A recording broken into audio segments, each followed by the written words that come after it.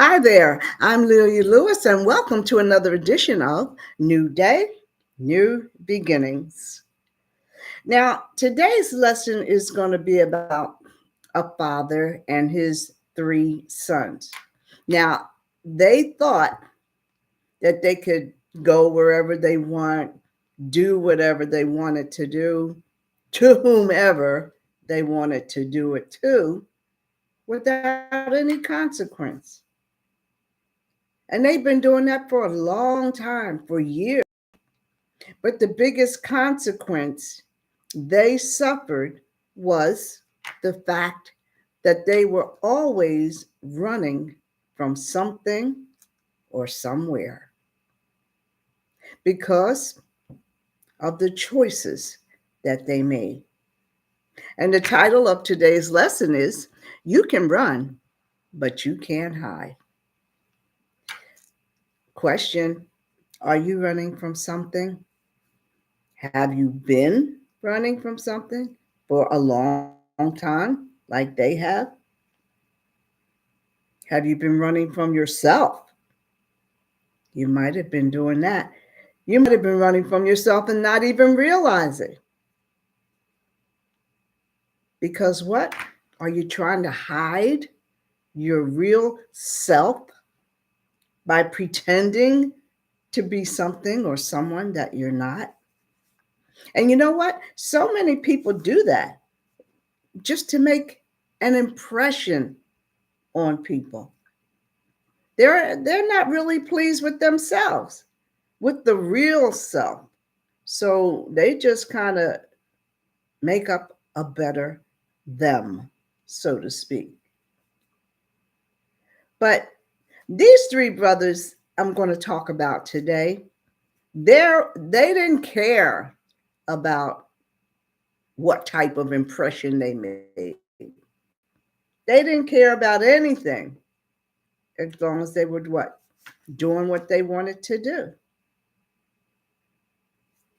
You can run, but you can't hide. Think about it while we go through this lesson. What are you running from? So now the boys went to town, went to the saloon, of course, to have a drink and have fun, their idea of fun, which might not be like ours. But anyhow, they went in for the drink, and the problem started when the bartender asked them to pay for the drinks. And they got very, well, they didn't call it irate. They just started throwing stuff around. Now they're just going tearing up the saloon. The minute he said how much they owed him, they started throwing the chairs, overturning the tables. I mean, they were just doing whatever. They were just breaking up everything, bottles, throwing bottles, and they caused so much chaos that the bartender had to run over and get the marshal because they were just destroying the place. Now Lucas was already, yeah, it's a cowboy. Lucas was already there at the marshal's office. So he came when the man came to get him. Lucas went over to the saloon with the sheriff, the marshal, kind of as a backup, I guess you would say. But so the sheriff goes in the saloon and they're just having a great time. One guy has one chair up on the bar and he's sitting on the chair on the bar. So Lucas is like shouting to him, all right, knock it off, knock it off. And they're not paying him any mind. So he shot a shot up into the air just to get their attention.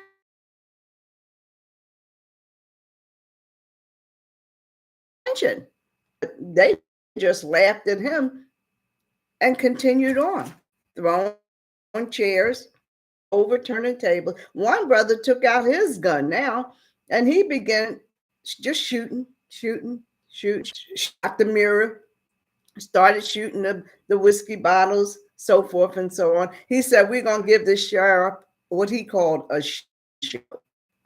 So at that point, Lucas shot him in the hand.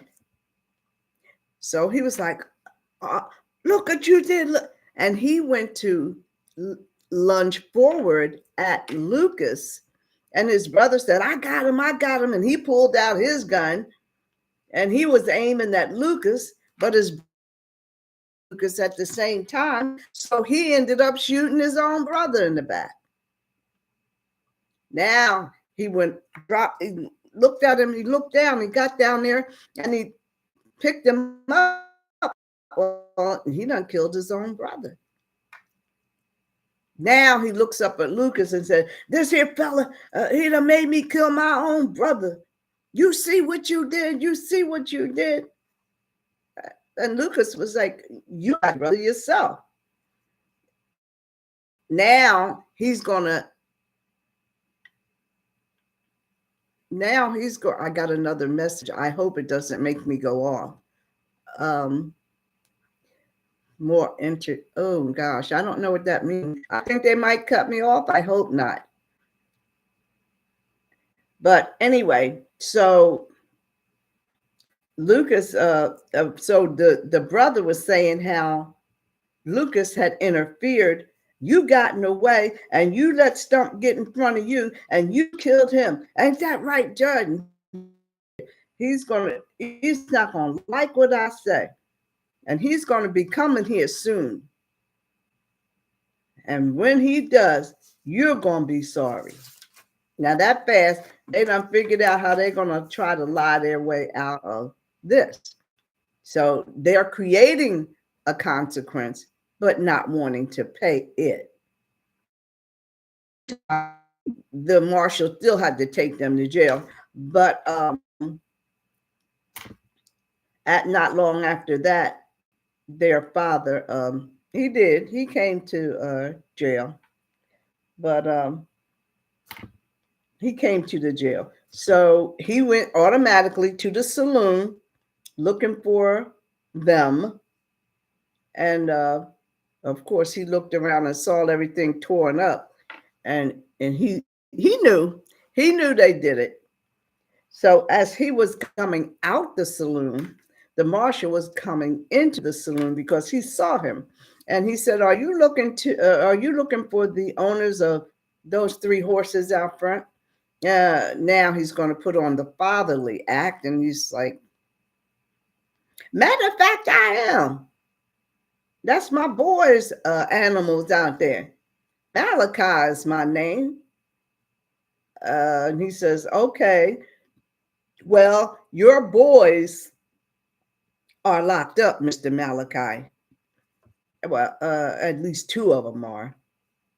Locked up. He's getting all, concerned. Locked up? What for? He's looking all around and he said, they did all this? And the marshal said, they did.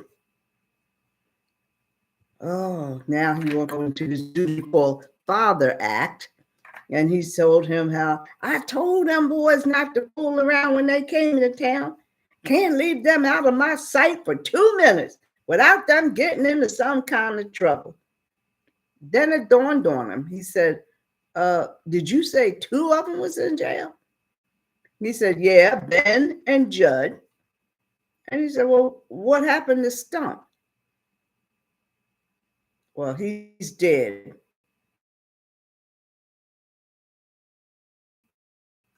How? What happened? Well, his own brother Ben shot him. He was shooting at another man, but Stump got in the way. Trying to raise them boys proper. Now this. So the marshal, he apologized, like, I'm sorry for your loss, but they brought it on themselves. Now, he told them straight up what happened, and he said they brought it on themselves. So he said, we was just passing through. We on our way to California, going to make a new